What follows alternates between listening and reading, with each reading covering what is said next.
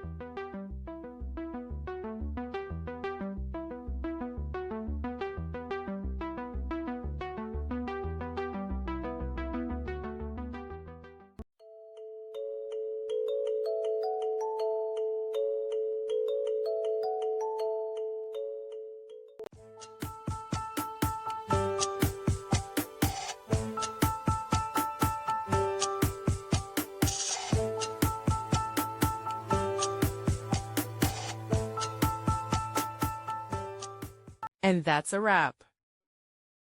I hope you found the answer you were looking for. If you did, take a second to hit that subscribe button. It really helps out. And let me know in the comments which solution worked best for you. See you next time in the debug zone.